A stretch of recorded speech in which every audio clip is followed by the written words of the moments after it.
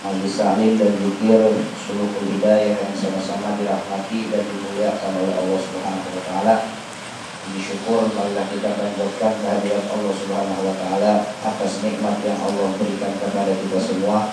Pada malam hari ini alhamdulillah kita masih diberikan sehat afiat oleh Allah Subhanahu wa taala, dan Allah masih memberikan kepada kita kemudahan, kekuatan untuk kita bisa bersama-sama berkumpul di tempat yang mulia ini guna mempelajari sedikit demi sedikit tentang tuntunan agama kita. Mudah-mudahan harapan kita kepada Allah Subhanahu wa taala, apa yang sudah kita pahami, apa yang sudah kita mengerti, serta nasihat-nasihat yang sudah diterangkan dan diperdengarkan kepada kita semua, mudah-mudahan Allah Subhanahu wa taala jadikan sebagai ilmu yang bermanfaat bagi kita. Amin ya rabbal alamin. Hadirin jamaah rahimakumullah, maka melanjutkan kepada pelajaran kita dalam kitab Bidayatul Hidayah sampai kepada Ad'iyatul Wudu, yaitu doa-doa yang berkaitan dengan wudu. Jadi sebelum kita masuk kepada pembahasan ini ya, sebelum kita masuk kepada pembahasan Ad'iyatul Wudu ini, pertama yang pasti kita ketahui, yang wajibnya dulu, bahwa dalam wudu ada yang dikenal dengan arkanul wudu atau perkara-perkara yang diwajibkan dalam berwudu, yang lebih dikenal lagi rukun wudu, gitu ya. Nah, rukun wudu ini atau arkanul wudu ini ada 6. Selain dari 6 ini, selebihnya sunnah. Mana yang 6 nih yang kita pahamin dulu nih sebelum kita masuk kepada adiyah. Ini kan praktek cara wudunya. Tapi yang sebelum kita ini kita jelaskan dulu kewajibannya. Yang pertama, niat. Di dalam wudu, di antara yang termasuk kewajiban wudu atau rukun wudu adalah niat. Pertanyaannya, kapan niat wudu? Niat wudu itu adalah bersamaan dengan membasuh wajah, bukan ketika kita nyuci tangan ketika awal wudu, gitu ya. Jadi ketika tangan kita sudah menadahkan air, lalu air ini hendak kita basuhkan kemana? Ke wajah, maka disitulah niat kita berwudu. Niat, karena tanpa ada niat maka nggak sah wudu. Yang kedua, yang termasuk perkara yang wajib dalam berwudu adalah membasuh wajah. Berarti dilengkap tuh langsung, nggak ada kumur-kumur, ya kan? Nggak ada hidung, masukin air ke hidung, nggak ada. Berarti nggak termasuk kewajiban. Artinya sekiranya ada orang wudu langsung ngebasuh wajah sambil niat, tanpa berkumur, tanpa menghirup air melalui hidungnya, wudunya tetap dianggap sah. Jelas? Sampai sini jelas? Lanjut. Wajah. Nah, setelah wajah apa? Membasuh kedua tangan sampai sikut.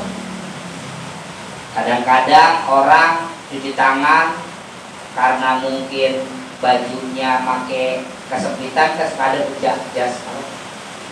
meja ya, meja kan tangannya suka digulung itu segini doang udah bisanya nih. Sekarang kekecilan, badan dia XL tapi makainya yang L, gitu ya. Atau dia badannya L yang dipakai M, atau dia badannya M yang dipakai S, misalkan gitu ya. Berarti kan lebih kecil. Kadang-kadang digulungnya nggak sampai ke atas. Nah, ketika tangan ini digulung nggak sampai ke atas, kemudian membasuh tangan itu hanya sebatas dari ujung jari sampai apa? Sampai sini aja, nggak sampai sikut, nggak sah. Jelas ya? Kalau tangan itu ya, yang namanya tangan itu mulai dari ujung jari sampai kaki. Ini tangan namanya. Secara umum tangan ini segini.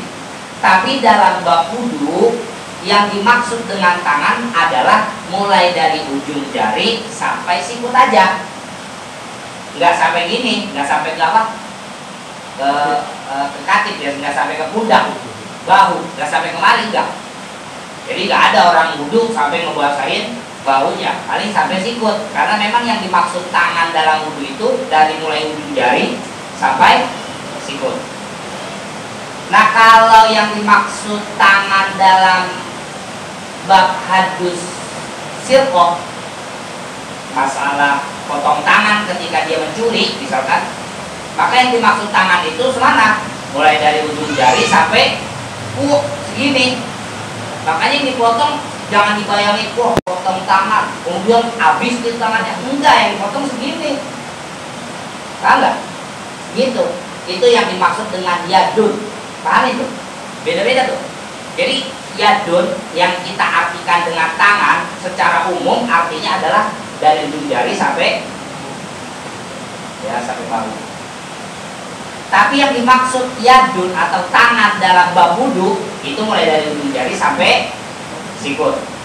Kalau yadun dalam bab hukuman bagi seorang pencuri itu sampai pergelangan. Makanya dalam bab wudu yang wajib dibasuh adalah ghuslul yadaini ma'al mirfaqaini, membasuh dua tangan bersamaan dengan sikut keduanya. Jadi harus sampai sikut. Bahkan kata ulama lebihin dari sikut. Dengan kaidah ma la yatimul wujub illa bihi bahwa wajib gitu ya. Sesuatu yang tidak dapat sempurna kecuali dengan mengerjakannya, kewajiban yang tidak sempurna kecuali dengan mengerjakannya, maka mengerjakan sesuatu tersebut hukumnya sama, menjadi wajib. Seperti orang membasuh sikut. Sikut sampai mana? Kadang-kadang sampai sini, tapi airnya ternyata nggak membasahi seluruh sikut. Makanya kata ulama lebihin, minimal sampai adut. Nih, kalau kita begini ada otot kan ya, orang Sunda bilangnya kokote ya, Sunda bilangnya kokote ya. Nah, sampai sini itu wajib, itu sampai situ membasuh. Jelas? Jadi pertama apa tadi? Pertama niat dulu. Ayo, belum ada belum di dari paling, udah lupa aja. Pertama apa? Niat. Kedua membasuh wajah atau muka. Yang ketiga membasuh tangan sampai sikut. Nah, yang keempat mengusap kepala. Mengusap kepala. Nah, mengusap kepala ini lebah mana aja terserah. Yang penting masih dikatakan kepala. Mau bagian depannya kek, mau bagian sampingnya kek, mau bagian tengahnya kek, atau mau bagian belakangnya. Jadi nggak mesti depan, kan umumnya orang ngusap di depan. Tiba-tiba misalkan kita melihat orang wudhu diusapnya tengah, udah sah. Gak mesti bagian depan, yang penting kepala. Jelas ya? Nah, itu mengusap kepala. Nah, kemudian timbul pertanyaan, kok dibedain kalau tangan ngebasuh, kalau kepala mengusap? Emang bedanya ngebasuh sama mengusap apa? Kan gitu pertanyaan. Emang beda basuh sama mengusap? Beda. Kalau yang namanya membasuh itu mesti ada namanya sailanul ma'i, artinya air ngalir. Tapi yang namanya musab cukup dengan wujudul balal, ada basah. Contoh, tangan kita basahin, kemudian kita usapkan kemari, itu musab. Tapi misalkan kita tangan basahin, nih, terus dipakai buat kemari, itu nggak cukup. Karena apa? Tidak ada air yang ngalir. Maka kalau tangan itu mesti dibasuh. Artinya dibasuh berarti mesti ada air yang ngalir. Sementara untuk mengusap kepala, yang namanya ngusap cukup basah aja, nggak kudu kita nadangin air lalu kita siram ke kepala, itu namanya nyiram, bukan ngusap. Paham ya? Gitu. Jadi ngusap itu cukup dibasahi apa? Tangan, kemudian diusapkan kepala. Jelas? Itu namanya ngusap. Itu bedanya basuh sama ngusap. Ulangin. Pertama apa tadi? Kedua. Ketiga, membasuh tangan sampai sikut. Keempat, mengusap kepala. Kelima, membasuh kaki hingga mata kaki. Berarti yang kelewat apaan? Kuping. Biasanya orang habis ngusap kepala, kuping. Kuping dibasuh diusap? Diusap, dari basuh, masukkan kan. Ya, kuping diusap. Nah, nanti cara ngusapnya baru kita jelasin. Tapi yang jelas kita biar tahu dulu. Ya, berarti kuping bukan termasuk rukun wudu, tapi dia termasuknya sunnah. Karena sunnah, apabila ada orang setelah mengusap kepala langsung membasuh kaki, wudunya tetap dianggap sah. Jelas atau jelas? Nah, sampai mana batasan membasuh kaki? Sampai mata kaki. Tapi kata para ulama lebihin minimal sampai setengah betis.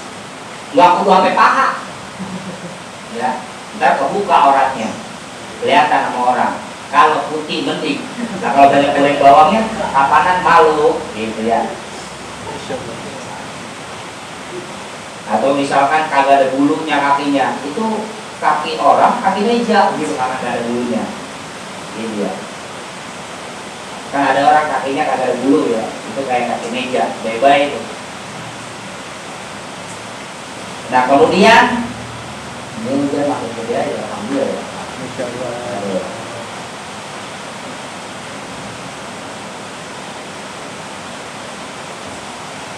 Yang terakhir di antara fardu wudu itu apa? Tertib. Tertib.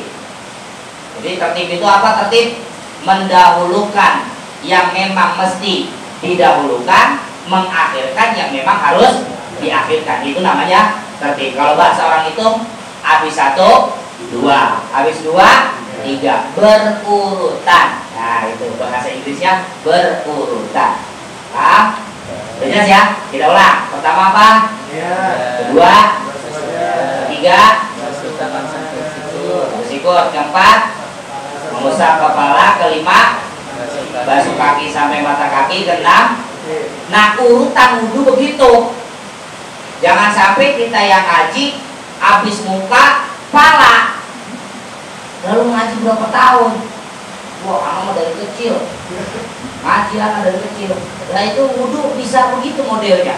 Kayak baru. Apa ada pendapat ulama yang modern yang bilang habis muka kemudian kepala? Wah ini anak dapat dari Ustadz anu, bukan Ustadz yang salah. Lo ngajinya tidur kali. Ya. Jadi biar paham urutannya seperti itu. Muka, habis muka apa? Tangan sampai sikut, kemudian kepala, baru kaki. Itu urutan. Jelas sampai situ? Nah itu adalah fardu wudu.